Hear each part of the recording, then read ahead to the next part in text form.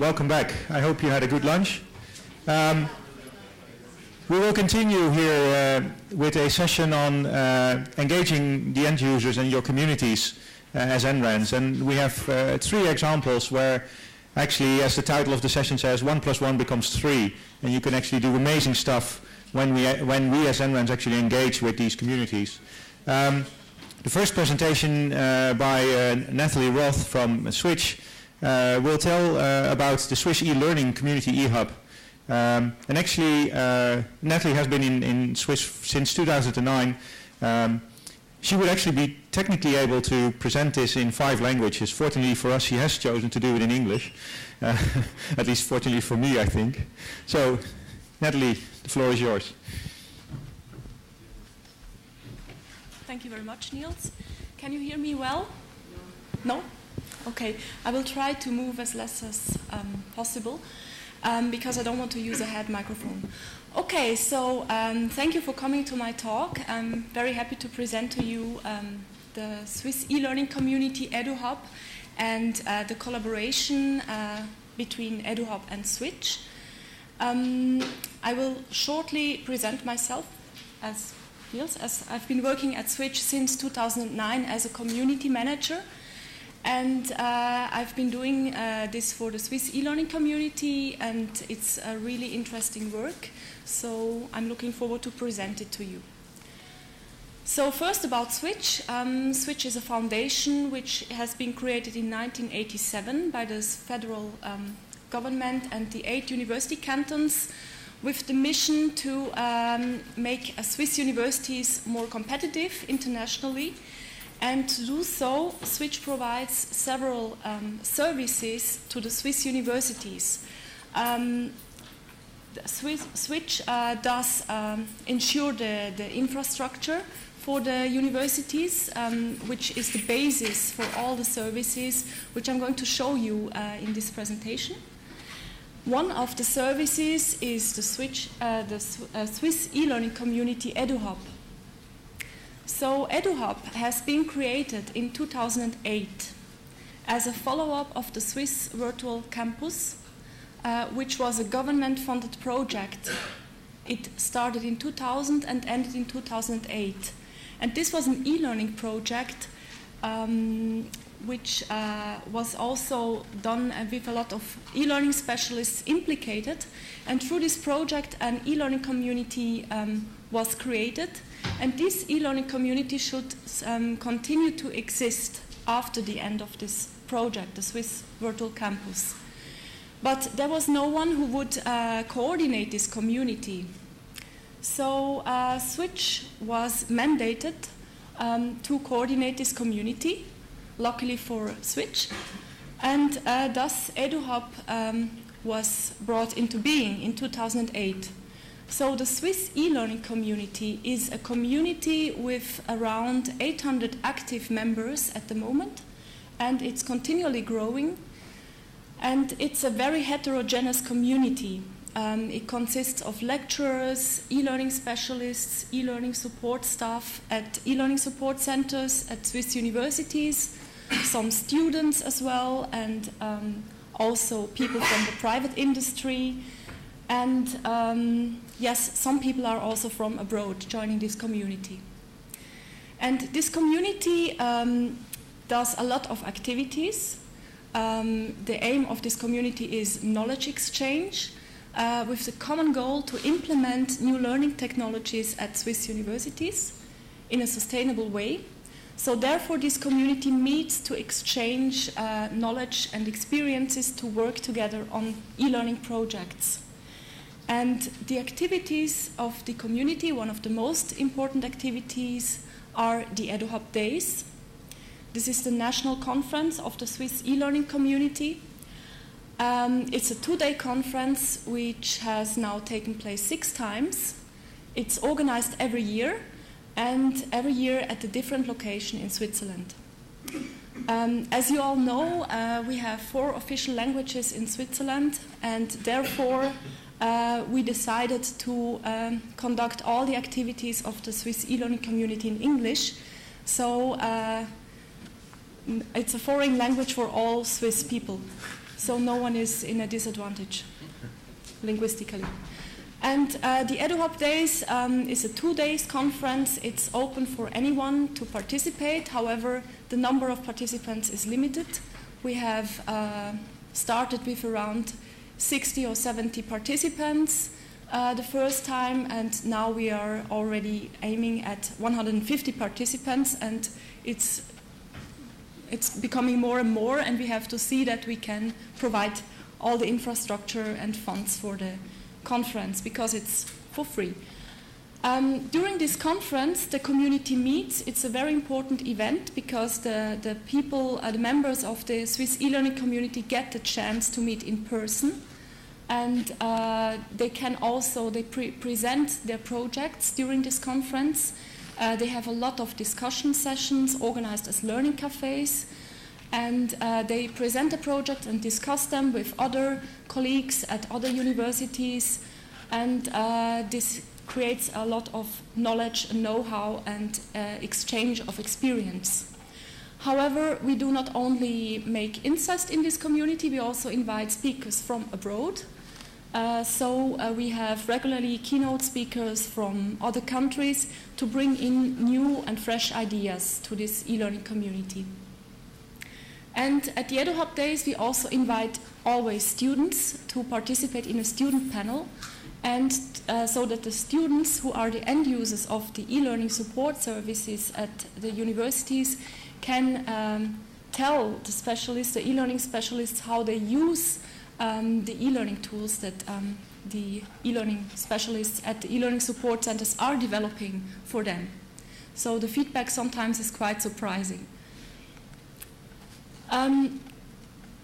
Besides the EduHub Days, we do also have the EduHub webinars. These webinars are organized once a month by Switch with a service by Switch called SWITCHinteract. It's a tool based on Adobe Connect. And during this webinar, which takes place during 1 hour, a member from the Swiss e-learning community presents a topic, a timely topic from their own institution, such as learning with Google Glass or learning and gamification, and so on, to the other members of the community. So the webinar is half an hour of presentation, usually more or less, and half an hour of discussion with the participants. The webinars are always recorded, so that if someone from the community misses one, he can always watch it later on the EduHub website. So by the way, the EduHub webinars are open for everyone to join. So if you would like to join the next EduHub webinar, you are all invited to join. We have a webinar about gamification and learning with design and technology. It will be on the 26th of June, Thursday at 11 o'clock Central European Time. And you just go to the website and register, and then I will send you the link. So you're very welcome to participate. Okay, the activities of the Swiss e-learning community are guided by the Educational Technology Working Group. The Educational Technology Working Group gives the direction of the impact of the e-learning community. And the Educational Technology Working Group consists of the leaders of the e-learning support centers at Swiss universities and of the leaders of the special interest groups, which I'm going to present to you later on. So we have from almost every university in Switzerland and higher education institution in Switzerland, we have a member in this working group, and they meet twice a year to discuss political and strategic topics for the Swiss e-learning community. The special interest groups are groups within the EduHub community who focus on specific topics. So currently we have 8 active special interest groups on e-assessment, e-collaboration, mobile learning, e-portfolio, open educational resources, personal learning environments, Science 2.0, and Student Voice. So I'm going to get into details about some of the activities of these special interest groups and some of the results of those special interest groups. The special interest groups in general, they meet 3 to 4 times a year. They meet either in person or via web conferencing, and they aim to implement their projects in these topics at their universities. So they're interinstitutional, also open for anyone to join, and usually they produce an outcome and report the outcome to the Educational Technology Working Group twice a year. So as an example, we have the Special Interest Group e-assessment, who has created a national portal on e-assessment. This e-assessment portal contains proven e-assessment scenarios used at Swiss universities. It aims to give an overview of the e-assessment activities in Switzerland, and you can also find their best practices scenarios and legal advice, and also information about tools used for e-assessment and so on. So the special interest group e-assessment also takes care to update this portal and to keep it up to date, and also organizes workshops on e-assessment regularly at different universities in Switzerland. The next workshop is planned for August, but there's no exact date, otherwise I would invite you as well. Then we have a special interest group for e-collaboration. This special interest group collects scenarios on e-collaboration from different fields like learning, teaching, e-learning, industry collaboration, and they aim to make presentations and collection of e-collaboration scenarios, which they can publish later on in, or also present them at conferences. Then we do have the special interest group e-portfolio, which is a special interest group that has been mandated to define and analyze needs and e-portfolio use cases at Swiss universities, and to create guidelines for the use of e-portfolios in higher education institutions. This SIG special interest group also has worked very closely together with Switch to develop a service by Switch called SWITCHportfolio. I'm also going to shortly present it later on. Then we have a special interest group on mobile learning, which is a special interest group that focuses on mobile learning scenarios and also studies how to introduce mobile learning tools to already existing infrastructures in courses, or also not only in universities but also in security and defense systems internationally. It's mandated by the ETH in Zurich, and also it also promotes other mobile learning systems like mobile flashcards, digital flashcards created by students and teachers. And the aim of this SIG or special interest group is to promote and give an overview of all the mobile learning scenarios used and in practice.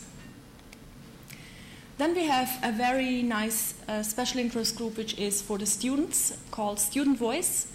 In this SIG we have some specialists who invite students to tell about their use and experience with new learning technologies. So this special interest group aims to have a platform of exchange directly with the students for the e-learning specialists at higher universities, in Switzerland, and to foster the exchange between the students and the e-learning specialists. This SIG or special interest group is also responsible to organize a student panel for the EduHub Days, the conference which I told you before. and they are responsible to invite students and to create this panel for discussion. So the students at the end discuss with the audience about the use of new learning technologies at universities. So I've shown you now some examples of our organization in the Swiss e-learning community eduhub, and I've also given you a brief overview of some of its activities. Not all of them, but time is a bit too short to do that. But now I would like to explain to you why or how the collaboration between Switch and the eduhub community functions, and why Switch does support the Swiss e-learning community. Because membership of the Swiss e-learning community is free, it's non-binding, and you don't have to pay for it to be a member. You don't have to pay to participate in the activities. So directly, eduhub and its activities don't bring any money to Switch. And on the other hand, why do the members of the e-learning community participate in this community? Why do they take the time to present topics and to go to the events and participate at the discussions and participate in the special interest groups? What's in for them? So first, for Switch, it's a very interesting community to look at and to work together with, because the members of this e-learning community are the users also of the services provided by Switch. So by working together with the Swiss e-learning community, Switch receives a direct feedback of the users of their services. And also they know how to improve the services, and they also know what is going on in the field of new learning technologies. On the other side, the members of the Swiss e-learning community, they have the goal to implement new learning technologies at their universities. And to do so, it's easier if they join their forces and work together to implement their projects at their universities. So it's easier if you gather and join your forces to work together to attain your goal. So let's have a look at the services from Switch that are used by the Swiss e-learning community. One of the services used by the many members of the Swiss e-learning community is SWITCHtoolbox. This is service for virtual project work. It contains several tools for project online working, such as wikis, web conferencing, and mailing lists, and also file storage, and so on. So especially the special interest groups use this tool a lot. Then we do have SWITCHdrive, which is also quite a popular service used by the Swiss e-learning community. It's a tool for file storage and to synchronize files and to use them on multiple platforms. Then we do have a new service by Switch recently launched. It's SWITCHtube. And this service is to display learning videos in a safe manner, in a secure manner, in a protected environment. And yes, it's a recently launched service, so it's been in use for a couple of months now. Then we do have SWITCHcast, which is also for lecture recording, so many lecturers can record their lectures and upload them in an AAI-protected environment. The students can then download the lectures on their iPod as QuickTime Flash, or I don't know the third one. Never mind. Then we have a SWITCHinteract service. This is especially used for web conferencing. This tool is based on Adobe Connect, as I said before, and it's used for the eduhub webinars. And not only for the webinars, but also, for example, for universities. Some universities in Switzerland use this tool to make distance learning also. They record the lectures or transmit them live to students who are studying at home. And the eduhub community uses this tool very much for webinars. SWITCHportfolio is the service which I told you before about.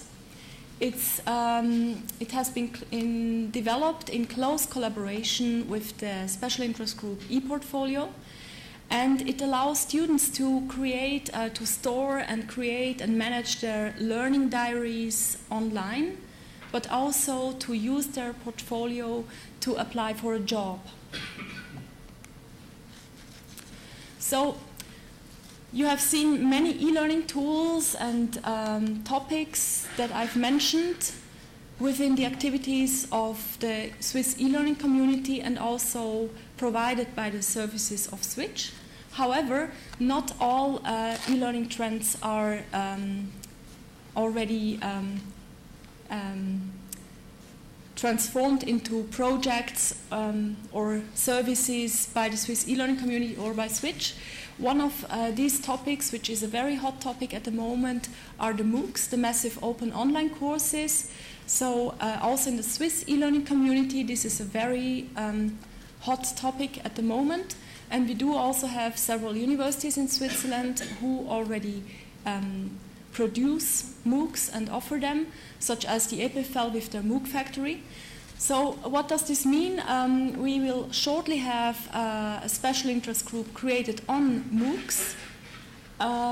It's in preparation.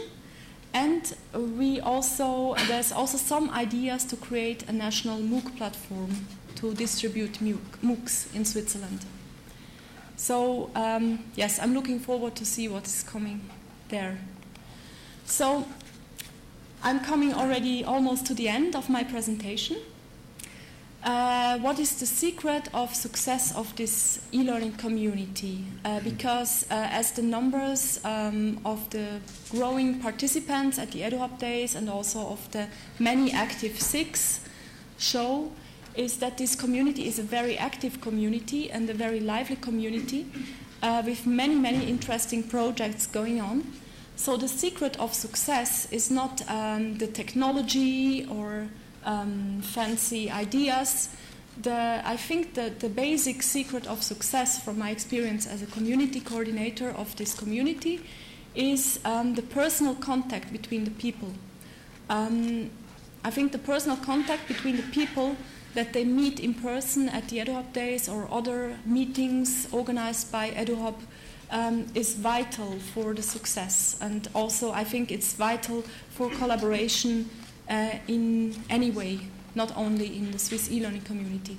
So I think this exchange, personal contact and exchange is the secret of success, which makes these meetings very fruitful and the discussions also very fruitful. It's also a very open community, so also controversial ideas are always very welcome. Yes, so I think with this personal contact and the ability or to be open for new ideas and to discuss together and to do some projects together, yes, you can see it will grow and flourish, hopefully. And yes, thus ideas are turned into actions and actions are turned into results, as we can see in the Swiss e-learning community. Thank you.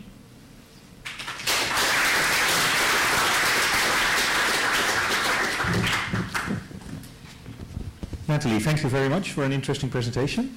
I'm wondering if there's any questions from the audience.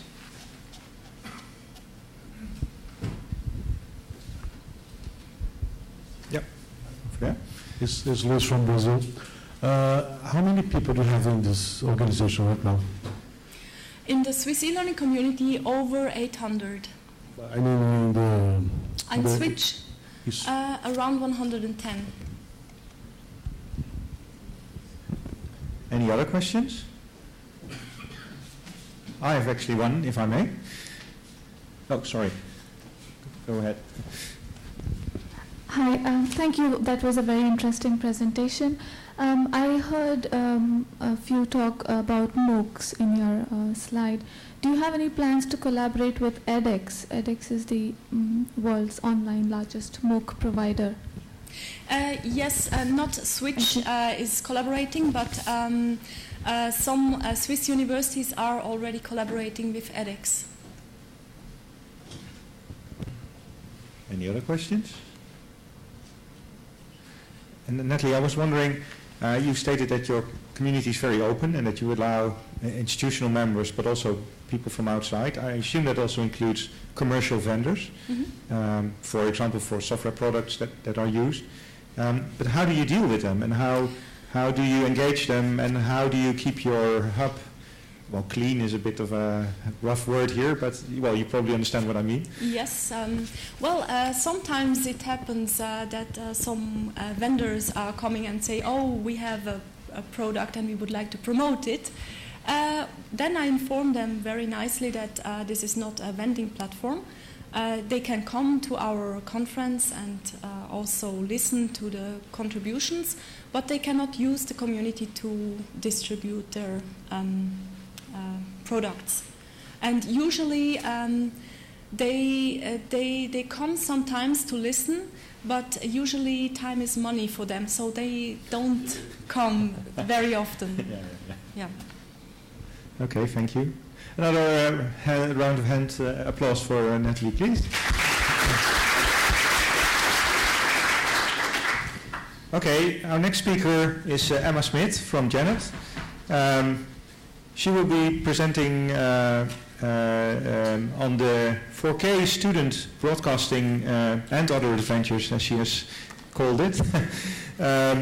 Emma works as a video products coordinator for Janet. She is also working as a project manager for the arts and humanities and for the ultra high definition projects within Janet. And I think her presentation will show a very nice mix of both, actually. So, Emma, the floor is yours.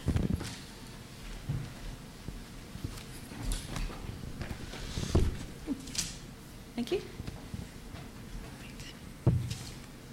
So today I want to talk a little bit about two of the main streams that we've been looking at in Janet, two projects that we have been doing with students. As an NREN, we don't really get a lot of time to work directly with students. A lot of the time it's with network engineers or network managers. So to actually work directly with students is quite a nice thing for us.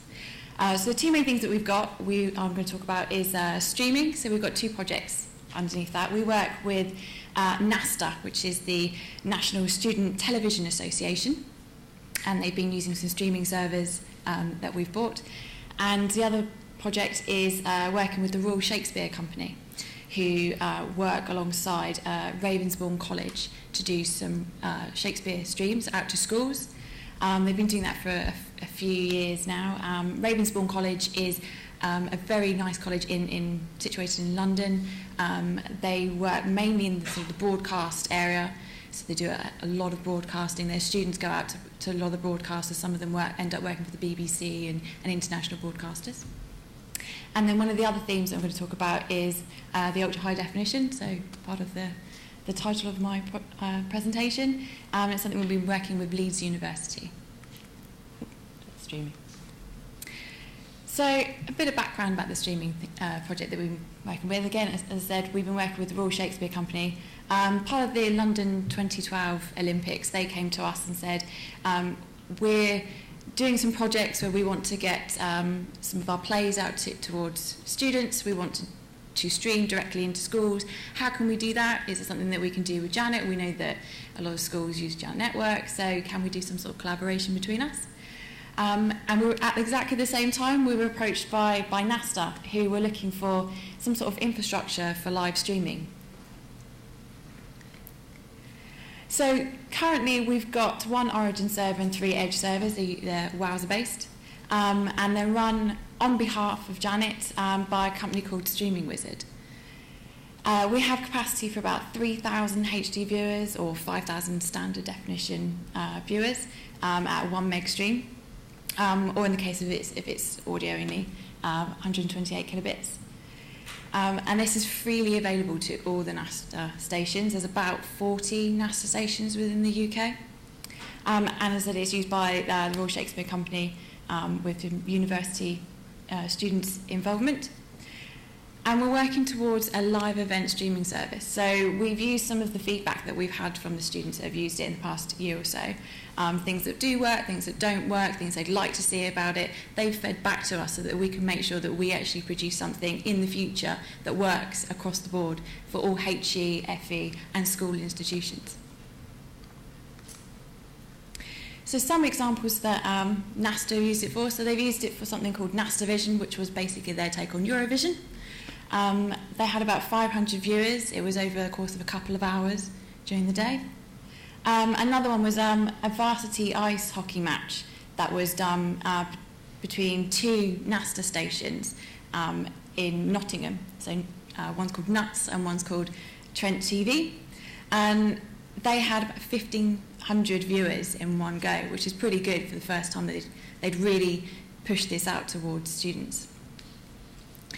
In 2013, we had about 14,000 visits to these servers, and considering they only went in sort of late 2012, that's pretty good. And it was just the students sort of pushing it out and advertising it to their local students.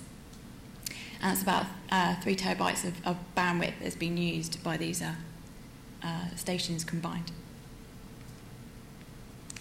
Some of the Royal Shakespeare events that have used it. The first, as I said, for the Olympics was a production called I, Sinner. So he was a character that was in Julius Caesar, and they decided to write a play based on this character. They had about 200 schools registered to watch this, so that went out to about 6,000 students, which was pretty good. They then decided, because it went so well, they'd actually like to continue doing this. So the second year, they had Richard II. And that went out to slightly more students that year. There was just over 220, give or take, schools registered for that. And again, really happy with it, really would like to continue with this. So they've decided to do Henry IV Part 1 and 2 this year. And registration closed for that, I think, last week, and they had about 270 schools registered. So slight increment every year, seems to be going very well. They've had very good feedback from the schools that have watched it. This week they're actually doing testing with all the schools, so they're asking all the teachers to test the stream, make sure it works, make sure that they're happy with it, and it seems to be going very well so far, so touch wood, it will go well on the day. So some of the benefits that we found and the students have found, I mean, as I said, for us, being able to work directly with students has been extremely useful. We can get some feedback from them. It can help us with this project and future projects. Benefits to NASTA themselves, they get to use this ad-free streaming service of ours. And they get centralised support, so not just support from us, so we've had them on the phone to us and through emails, asking how they use it, can they give us some support, can we give them some feedback. That's been really good. But they've also been on the phone to Streaming Wizard, who are there to help them and make sure everything works and make sure that they're really happy with it.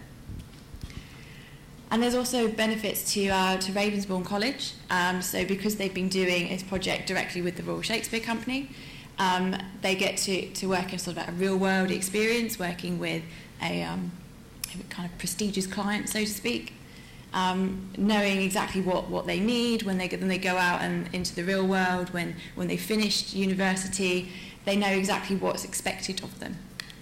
And they get to stream this out not just to UK schools, which it is going to be just this year, but the previous years has been into international broadcast to different schools across the UK as well. So the other theme that I wanted to talk about, which was obviously part of my title, was ultra high definition. So Janet's been working kind of in this high-end video kind kind of area for a while, and I'll give a few examples in a second of some of the things that we've been doing. And for us, it's a really great way to show our network, show the capability of the network, being able to stream such a high-end video across the UK and internationally as well. And there's a whole stream of different things with ultra-high definition. So when we talk about 4K, one of the examples that we've done with Leeds University, we're actually talking about 3840 by 2160. But another example that I will talk about in a bit actually uses super high vision, so that's deemed as 8K, which is 7680 by 4320. So some of the projects that we've been working on, a bit of a background. We've been doing a showcase project for a few years now, so we've worked with a couple of universities. We worked with Cardiff University and Bristol University and the Glasgow School of Art, so the digital design studio that's based at the Glasgow School of Art. And these projects was about exploring the potential for streaming ultra-high definition between different universities. Could it be done? How can it be done? What kind of equipment do you need? What latency would there be? What bandwidth is required? Do we need dedicated paths for that? And this has been extremely useful so that we can give feedback to other universities that potentially want to do this. There was two showcase events. One was at Cardiff University, which, as you can see, one of the pictures, the one on the right, Cardiff University, they teach their radiography students using a 3D virtual kind of scanner. And they wanted to see if they could stream that out to other universities. These data sets are very expensive, so at least if one university can go and buy these data sets and then they can stream it to another, the potential to teach more than just a class full of students, it could be multiple classes in one go, is extremely useful. And the other one was the Digital Design Studio at the Glasgow School of Art. They've got a very long history of generating this kind of high-end data sets for not only medical, which is the other image that's up there, but also heritage sites. So they go and scan World Heritage sites, and they generate these very, very detailed, very high-density images so that they can teach their students and they can keep the images for prosperity reasons. And Cardiff University, the streaming of their radiography scanners, they use about 800 meg a second, so it was quite reasonable to do this on just their standard IP network. And we went down a little bit further with that with the Glasgow School of Art. They were actually using 300 meg, so to be able to stream 4K in 300 meg was extremely useful. We're also looking at sort of supporting the kind of investigation into 4K broadcast streams for some of the UK broadcasters. We also continue to look at what software and hardware is out there. Is there something that, can we go and buy anything? We've bought some 4K equipment that we can now loan out to universities. And how can we continue to support this? Is there something that we can particularly do for UK institutions? As I said earlier, we looked at super high vision. So for the Olympics a couple of years ago, we had a collaborative project between us and the BBC and NHK, which is the Japanese broadcaster. They wanted to use the giant network to stream out the Olympics, so pre-recorded and live Olympic events, and that was using 8K. And that was 8K with 22.2 channel surround sound, so it went to several sites within the UK. It also went across to the US and across to Japan, and that was only using 350 meg a second. So again, you could use the standard IP networks for that, so it was pretty good. And something else, Nathalie talked about some of the special interest groups that she's got. So we've got an ultra high definition special interest group in the UK. And we have representatives from universities as well as the BBC, the R&D network. And for us, it's useful because it's a very good feedback tool as well to find out what people are doing in this area, what they'd like to do in this area, what projects that we could potentially do in this area. And it helps them to start collaborating so they know exactly within the UK who wants to look at this and how they can do collaborative projects. So the project that I wanted to talk about, at this year's Networkshop, so that's the Janet's annual event, is similar to this, but obviously just on a national scale. We held this at Leeds University, and we wanted to do a demonstration, a technology demonstration of sorts. We've done them a few times now. We did a Lola demonstration at last year's Networkshop. I don't know if anyone came to last year's TNC. You might have seen a demonstration of Lola. For those of you that don't know what Lola is, it's a low latency audio and video software system. It allows musicians in different locations to be able to play simultaneously together in real time. If you haven't seen it, I would definitely recommend it. And that went down really well. We had the demonstration, a lot of people came to us and said, that's really, really cool, I'd love to be able to do that. How do we do it? How can you help us? Is there something else that we can do? So we thought, why not do another demonstration this year? Why not do another demonstration of a different technology? And then perhaps we'll get some more feedback and get some more people saying to us, we'd love to be able to do that. So we decided we'll do ultra high definition because we have a little bit of background in that. So we created the student contribution project that we titled. We wanted a 5 to 10 minute sort of light-hearted film. For us, it was about demonstrating the technology, but it also was a collaborative project, gave us a chance to work with students at Leeds. And it also gave them, the students, an opportunity to use this technology. They hadn't really been able to do anything in 4K before at their university. So it gave them something that they could use as a student show reel, so that they can give out to potential employers and say that, look, we can do this, here's an example of our work. And it also gave them a chance to work with an outside client, and sort of an additional piece to their projects.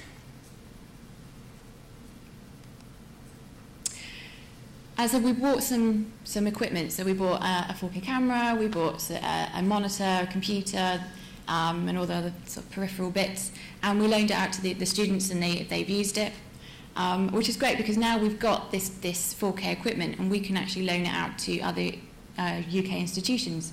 So it's kind of like almost like a try before you buy type situation. They get to use it, they get to see how it works for them, whether it's worthwhile investing in this technology in the future. It's something that we have done in the past. We've done with Lola equipment. We've now got 4 Lola computers, which we loan out to universities. And again, it's extremely useful for them to try. And they know that if it works for them, then they can go and invest the money. So the actual film itself, they came down to the Janet offices. There was quite a few different students, so we had students that were doing broadcasting and film. We had makeup students. We had students that were doing acting at Leeds. They all came down. We filmed over the course of a weekend. And then there was also music students that were back at Leeds that got to be part of this process as well. So we had quite a range of different students involved in this. And they were supervised by a lecturer who took on the role of making sure that they did the work and they were happy. So I just wanted to show the film. It's a 10-minute film. It's quite light-hearted, so bear that in mind. It's meant to be quite fun. It's meant to be a little bit silly, and bear in mind that the resolution for this is a very British thing, so I hope that the joke works well and comes across very well. So I hope that you enjoy it.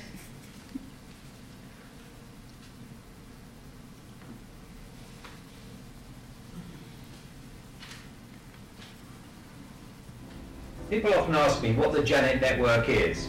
Why can't the universities and the researchers just go down the road and buy a connection to Virgin or BT? Well, the very simple reason is that we just wouldn't have any research in the United Kingdom. What we need for research and higher education is a high-speed network that's got lots of capacity and low latency. That means that the speed goes from one point to another. There's very little delay. Now, at the high end of research... It's on. If there's anyone there, send help. I don't know what, but something has happened. We were enjoying the start of our 30th birthday celebration when it happened.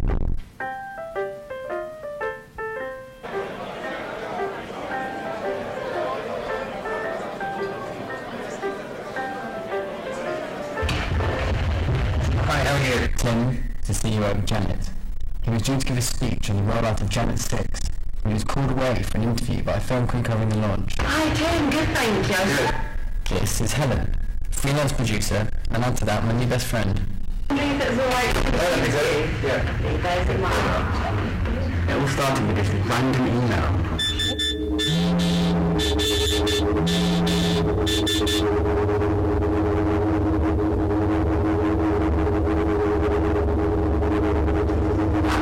And then hang on, sorry, I'll answer that in a minute. Sorry about that. Sorry, and then if we just pan out to an MID? Yeah, sure. Okay, lovely. You ready, Hank? Yeah, already here, yeah. Lovely. And then 5, 4... Luckily for me, it was actually pretty smart. Not smart for it.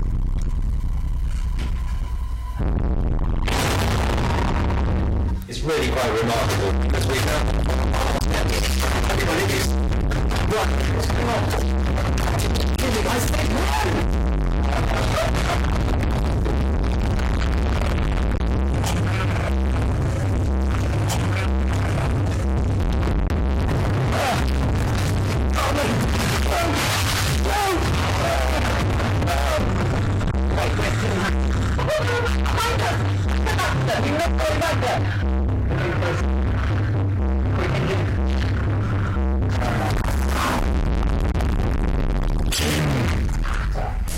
And that's how it happened.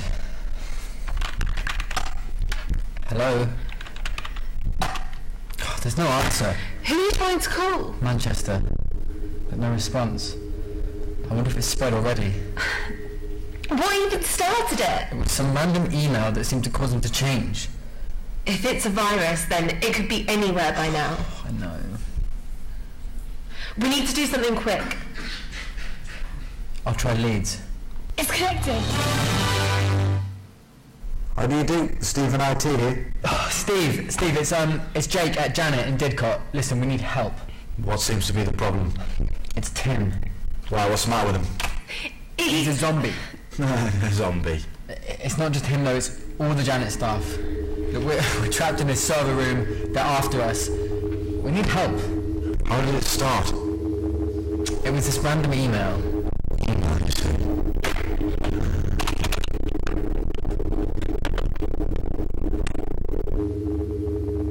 Nothing's coming through online. Must be the firewall or spam filters blocking it out. Oh no, hang on a second. What's this? Oh, no, don't open that. Oh, okay. I'll send a line round and make sure no one opens their email.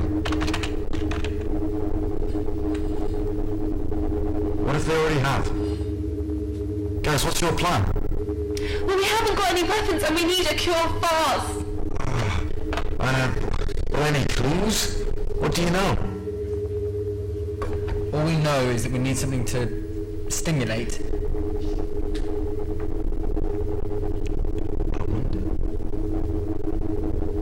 Guys, I'm on it. I'm going to use the giant network to get in touch with our partners in government and education. We'll come up with a cure.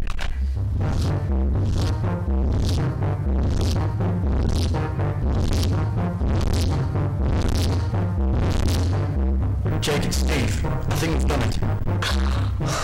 Great, what's the cure? Well, we think it might work. What is it? Right, well, I've been on to the partners in Europe, government agencies, universities. Yep. Luckily, with our collaboration, high levels of super fast research. Yes, what is it? Alright, I'm getting to that. We'll get to it quicker. Tea. The national drink, the golden nectar, sure. Le thé, de thé in German, if you so like. El té in Espanol, if you so please. Or just a good old cuppa, if you're from up here. What? Just Tea. Well, not any old kind of tea. PG tips? Twinings. Typhoon! Glatzang Sotron. Conference tea. It has to be conference tea. Conference tea. Yeah. Something about the weak, mild flavours provides a sufficient blend that counteracts the zombie-like effects. Conference tea? Where are we going to get that from? My secret supply of tea! Okay, we seem to have the tea. What's next? Make a cup. What, that's it? Yeah. Well, put the tea bag in for only 5 seconds. Oh, and use one of those small UHT pots of milk.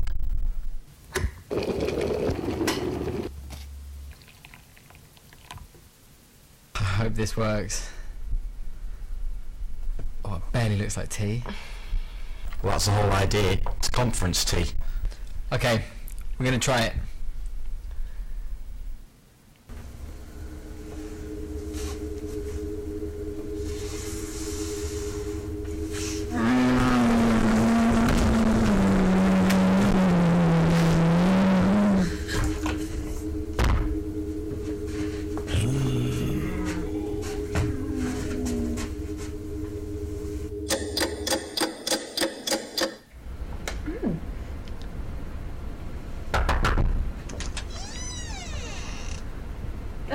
What are you guys doing in there?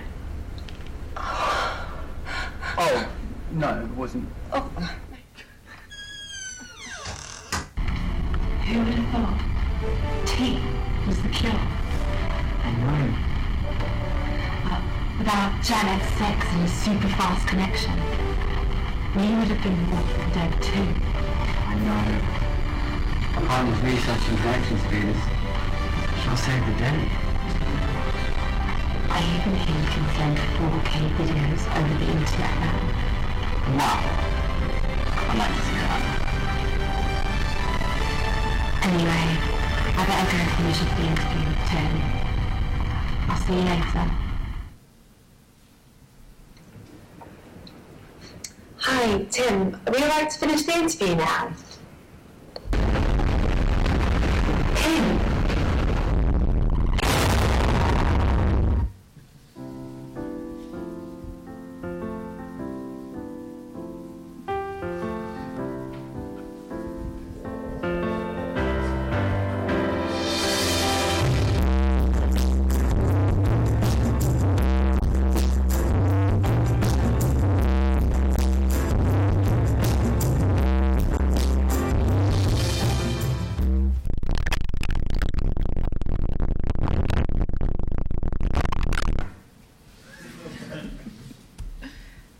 That's the end.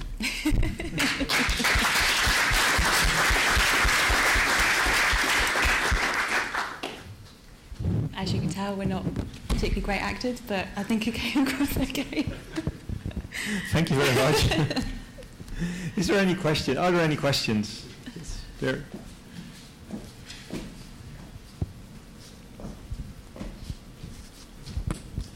Hi, it's more of a. It's more of a statement. We have uploaded your short film to use in the 4K demo as part of the STM demo down in demo area A. So if you want to see it in 4K, it will be playing during the day. There you go.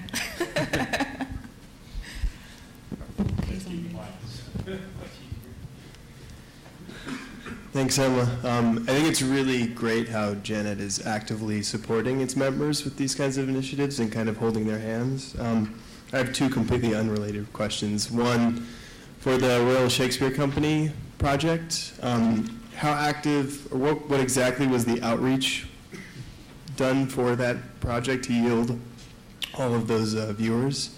And how active was Janet in that process? And then second question is a technical one.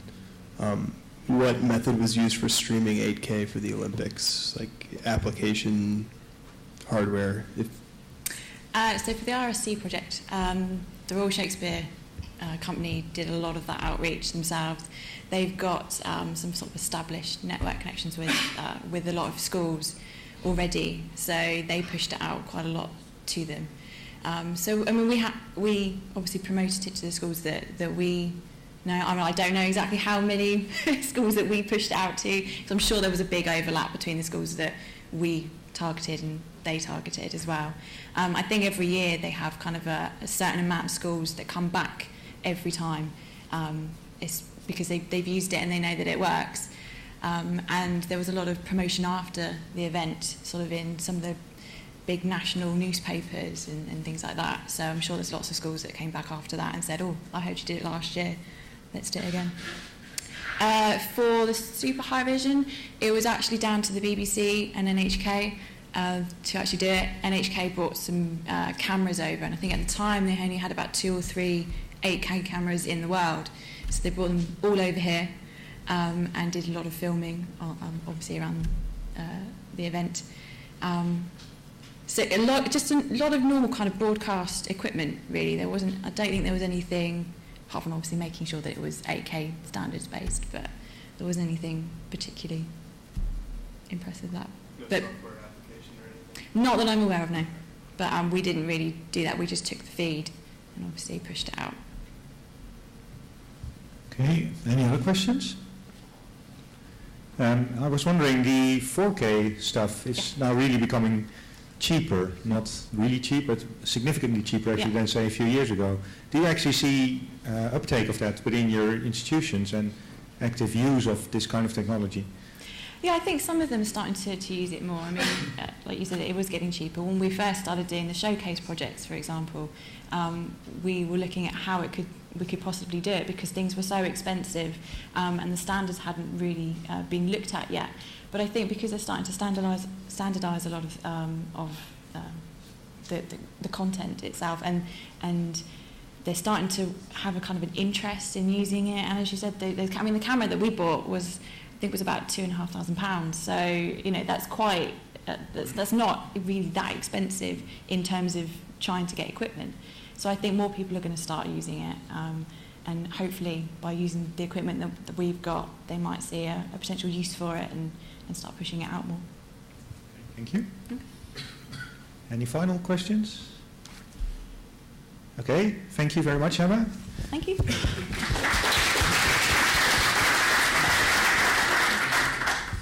The final presentation for this session is from Domenico. He works for Dante, Cambridge, and he's the product manager for arts and humanities within Dante. He will showcase what he has called experiments in collaborative arts across research and educational networks. The floor is yours. Thank you. Well, thank you very much for being here this afternoon.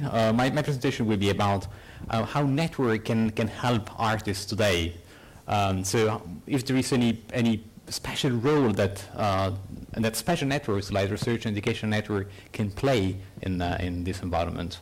And being here, we all know that network main mission is to bring people together, to cut distance, to allow people to share what they know, their experiences, their knowledge, their tools, sometimes their data.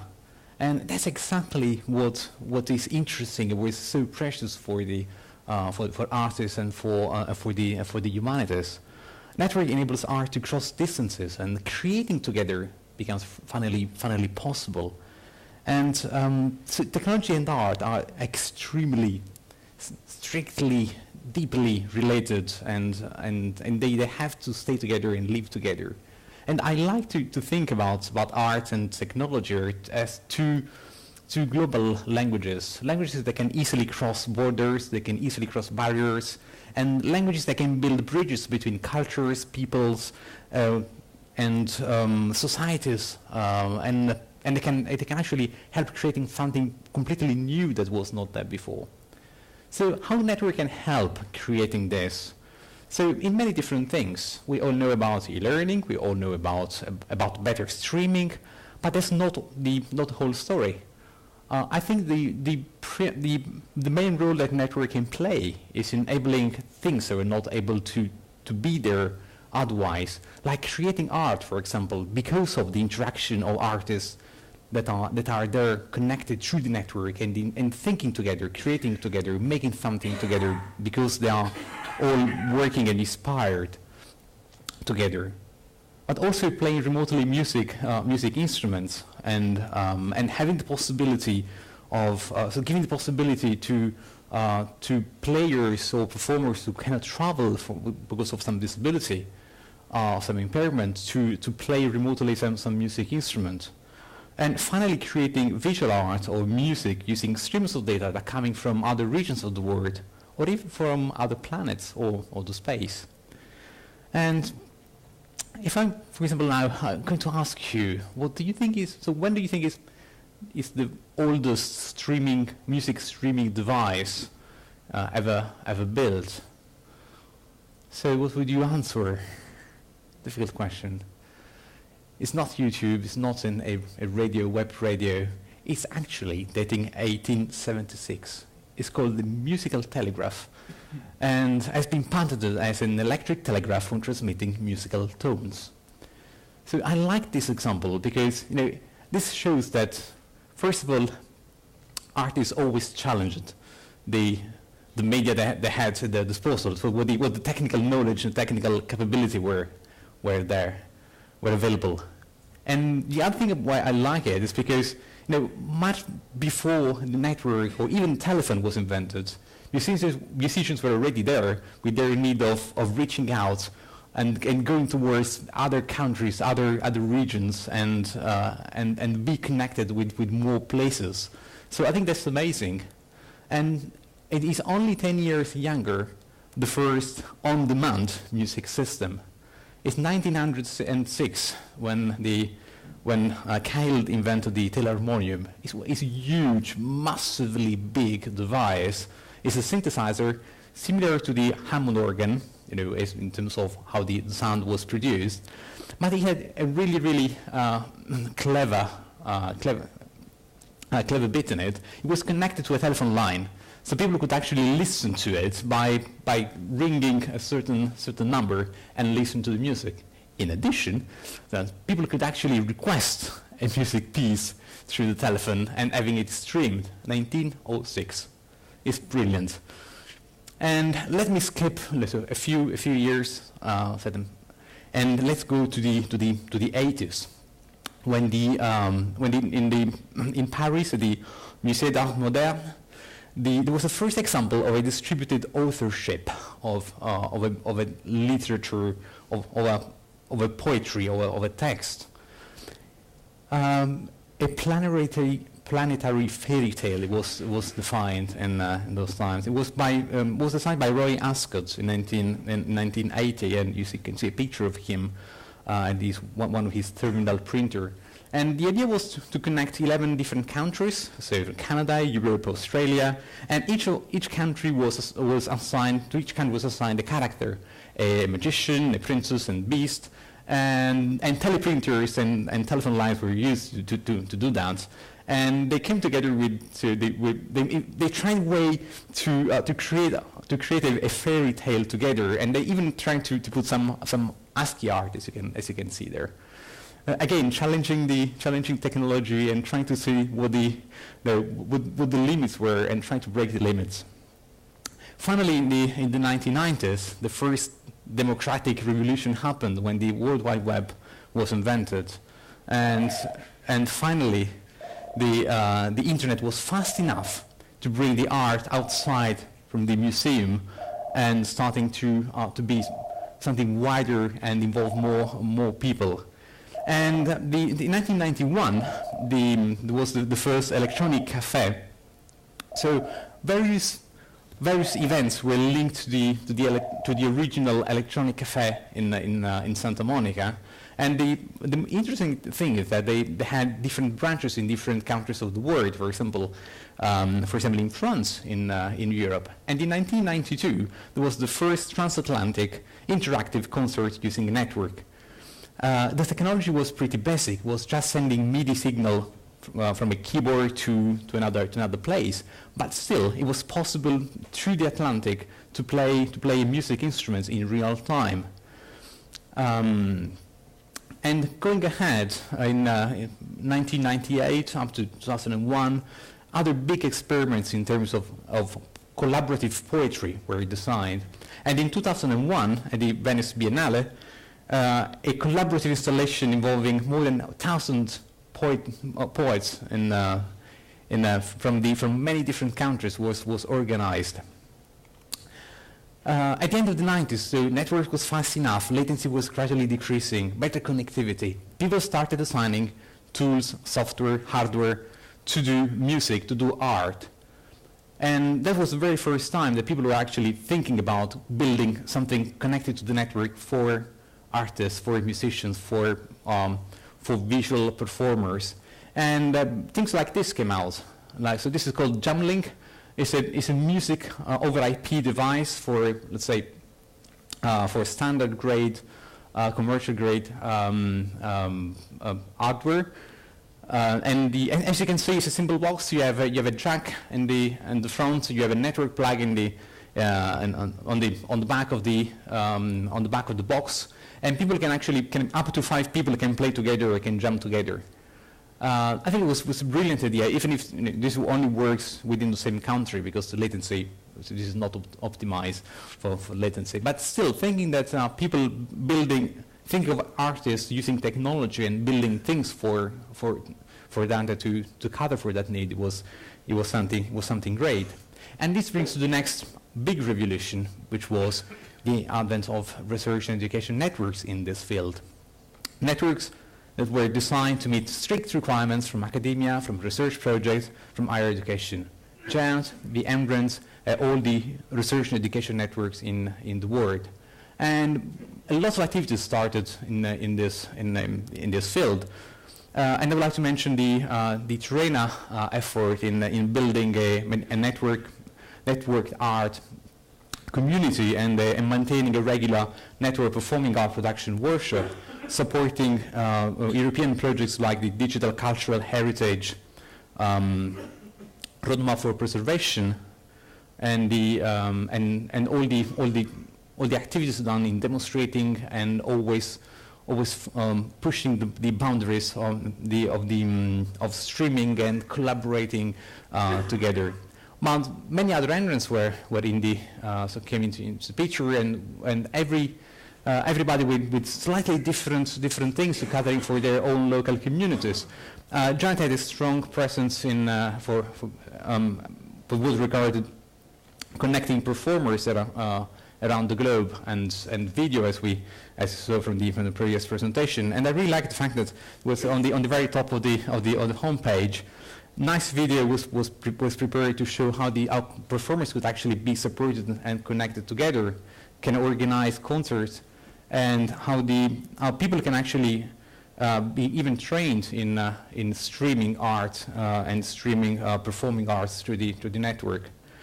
Retiris was another NREN involved in many different activities, from flamenco to streaming opera to universities, so to have students in the university learning about opera, watching opera streamed live, and Retiris offered a fantastic high-quality video service for that, and I think they made a really big difference. And again, Retiris is connecting one of the most famous campuses in the world, the Berklee School of Music, that has its European branch in Valencia. Going ahead, Aconet, so the Austrian NREN, had a sectional website dedicated to art and culture. There is a mailing list supported to bring together all the people involved in arts and museums. And Aconet hosted last year the network performing workshop with a lot of live demonstrations between Austria and different countries. And what's really interesting about art is the fact that it's a language that crosses easily borders, and in particular geographic borders, offering the possibility of really effective collaborations with other countries, even internationally. This is a picture from a dance performance done between Brazil and Spain, and over 8,200 kilometers. And that was a big collaboration between the Brazilian NREN, the Spanish national network, a regional network in Spain called SESCA, and Giant. More recently, last year, this was the network performing art in also by Hagonet, and the dance performance was organized between Vienna and Barcelona. Two dancers performed together across 1,800 kilometers. And what I really like of this example is that everything was done within the research and education environment, including the streaming software. The streaming software was called UltraGrid and was developed by CESNet, the Czech NREN. So again, we see how the research and education network is thinking in, is not only providing connectivity, it's providing much more today. It's providing services, support, it's providing tools, and it's even providing software to help artists to make art together. Not only music, but also dance and visual art. And UltraGrid is great because it works on commodity hardware. So it works on a standard laptop with a digital camera. And again, in the NREN domain, Lola was the other tool Emma mentioned before. In this case, we are in Italy, so it's a collaboration between GAR and the conservatory in Trieste. Then it's a great low latency audio video or communication system that is designed to work especially well on research and education network, because to bring the latency low, there was no protection system against errors. So it works really well when there is no error in the network. And the reason why there is no protection is to keep the latency down and not slow down the performers. So it's something that was conceived having in mind research and education networks. So latency can be down to 1 milliseconds per 100 kilometers. It's the best one that can be achieved on this kind of communication. It supports up to HD, and the requirements are pretty strict.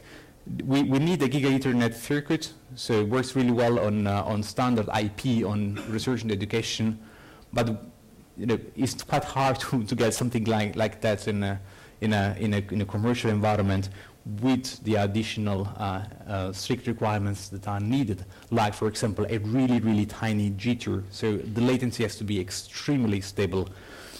The first demo was organized in 2010 when a Brandenburg concert was played between Trieste and Paris over more than 1,000 kilometers.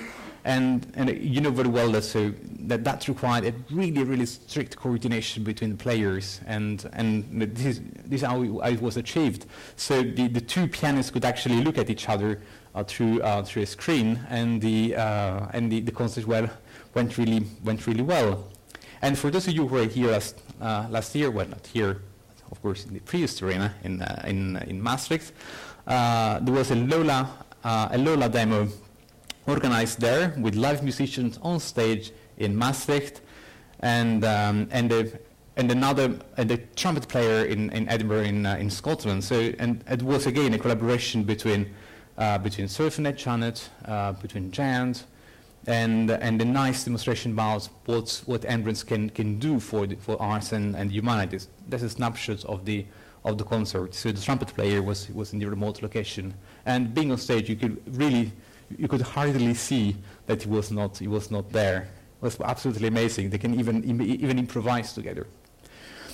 But in addition to music, there are many other things in the performing arts that can use advanced networking, like research and education networks. One of them is called Pure Data, and another one is not mentioned here, but I'm using it in the background. Is called processing. They're both born in the research and education environment. This time in the US, and they're extremely useful because they give the artists the possibility of designing their own tools. What you see here is a way to create a program using this visual language to send a number, like in this case 36, that's a variable, from a sending artist to a receiving artist. This number can be, of course, anything, can be a stream of data, can be a stream of information, and on the other hand, the artist can receive this data, can, for example, trigger some parameters in a visual art tool, or also to trigger some event. And the great thing of pure data is that the artists can design what they need. So they have a really simple programming language they can use. It's free, it's open source, and so an artist who is physically sitting in some location can design their own tool. They can use their own controller, and thanks to the network, the stream is sent to a receiver artist or receiving location, and a piece of art can be created as a consequence of that. And so the artist can actually influence or can create art in remote location in an easy way and absolutely for free. So, but this is not all the story. We can stretch, if you like, we can stretch this concept much farther away, and we can actually have live stream of data coming from outside the Earth, from the space, or from even other planets. And you can, for example, capture data from a satellite and send them through the network to a place where they are converted into a piece of art, so that you start from numbers captured by the satellites. This is solar sunspot numbers, and what you get is an artistic interpretation of them that can change in real time depending on your stream, and you can have them in different places of the world.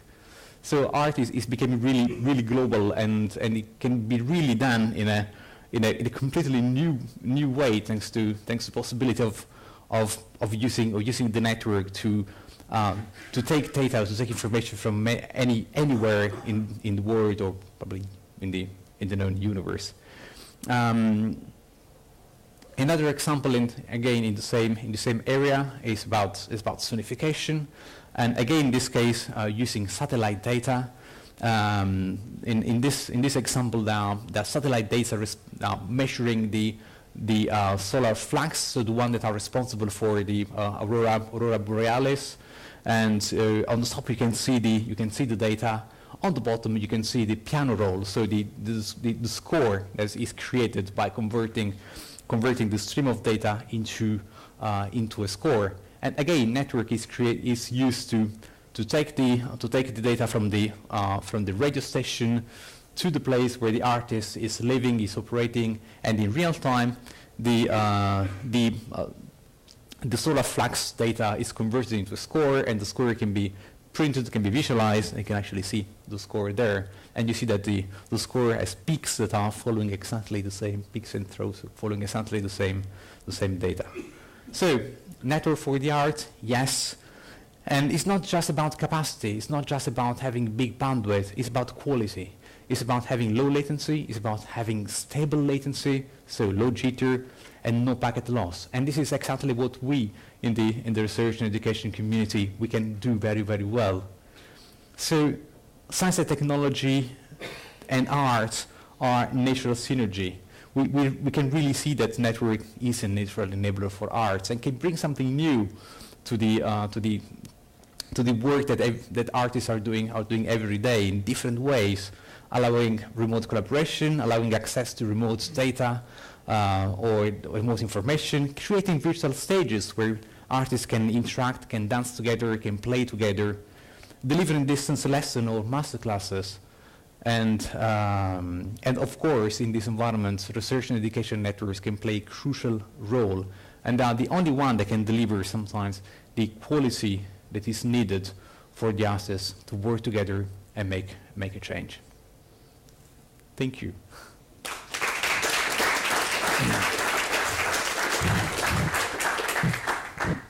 Thank you very much.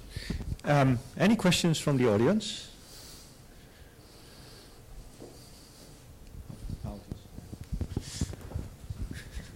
Work on my fitness. Thank you. Yep. First First of all, congratulations for a very interesting presentation. Thank you. And then a question about the integration of another service commonly provided by NRENs and also at European level through EduGain by GEANT, the possibility of having access to art events using federated identity, considering that many times governments are funding expensive art performances for a very limited audience that nowadays many times can be easily recorded, and at least it could be feasible to give free access for university members or researchers or whoever, this targeted group, provided they are security enough.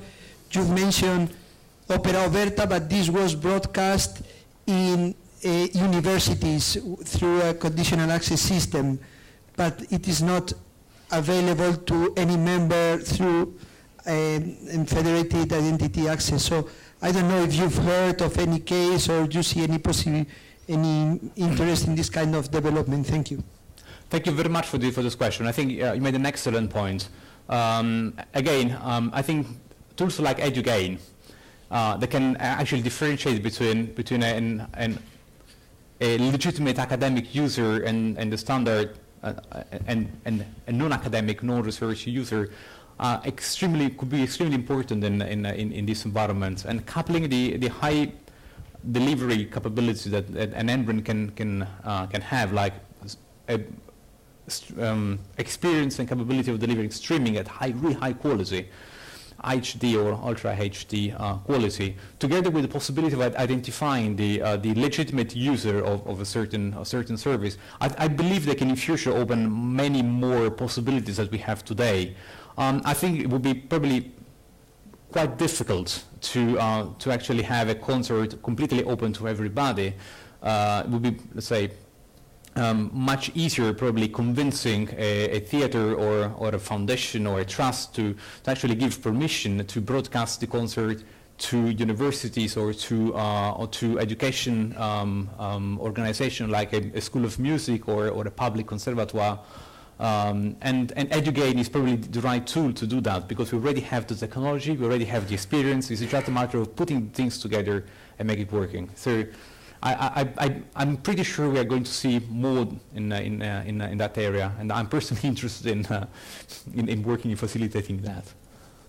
Yeah, I think there was a question somewhere. There was a question. Yeah.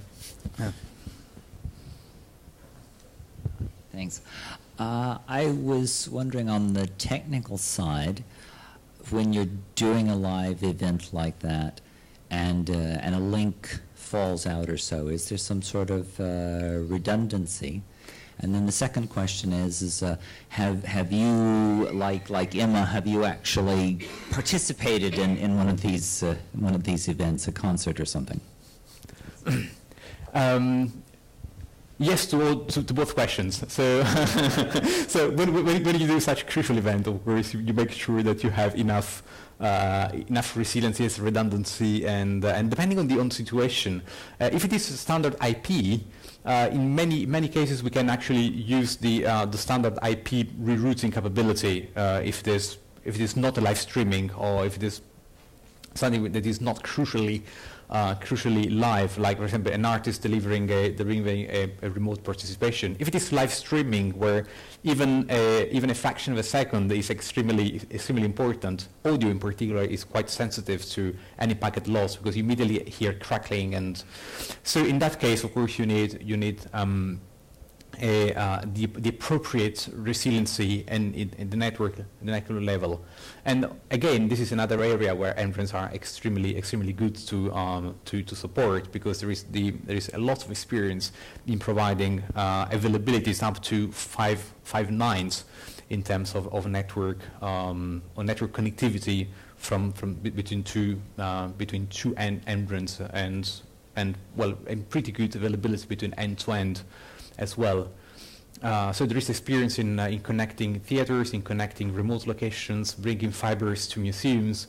So technically speaking, there is enough to reassure artists that this is possible, and this is possible to extremely high standards.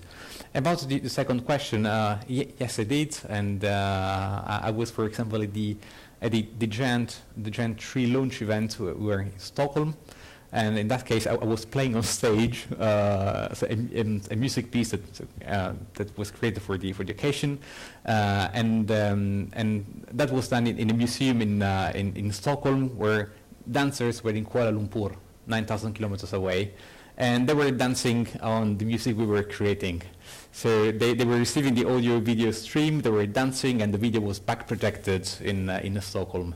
So the whole the global delay was something about 0.6 seconds, but that was not too bad if you consider that the stream had to go 9,000 kilometers back and forth.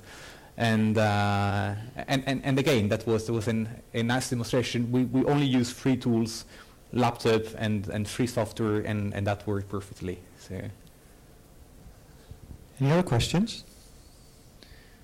Okay, I was wondering, you've showcased a lot of stuff that has already been done, given current technology capabilities. What are the borders currently? What are the barriers, and where should NRENs help?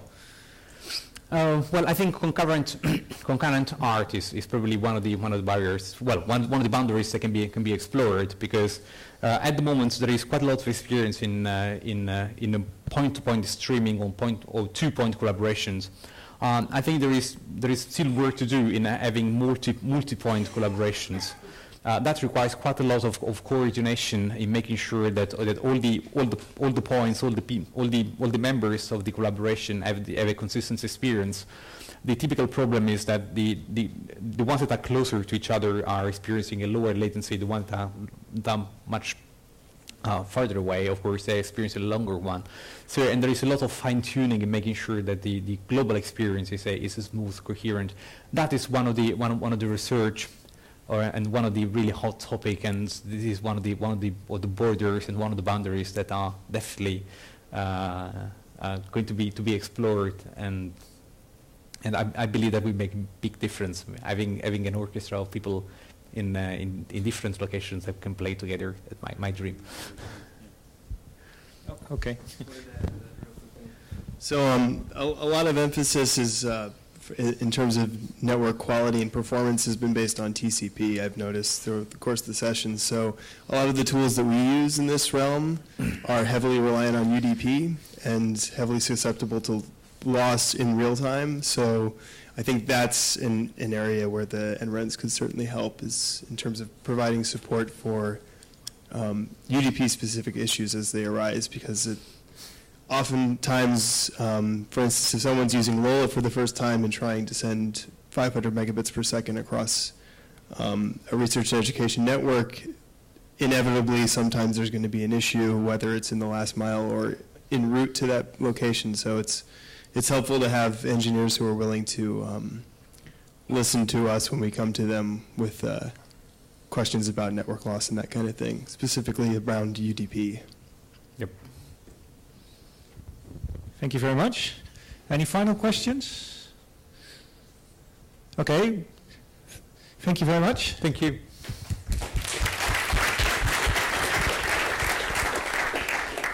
So, as you could have expected, I have some announcements to make. One is about this yellow sticker that should by now not be here anymore. Put it on the student posters. This is your last chance, actually, because the voting, counting of the voting will begin shortly. If you go to the gala evening tonight, and I can definitely recommend that, make note of the buses. They will stop at your hotel, but be on time. Walking to the gala is very inconvenient. There's also a return bus, of course. Please be on time for that one as well. All this information is in the email that you received, that you have received today.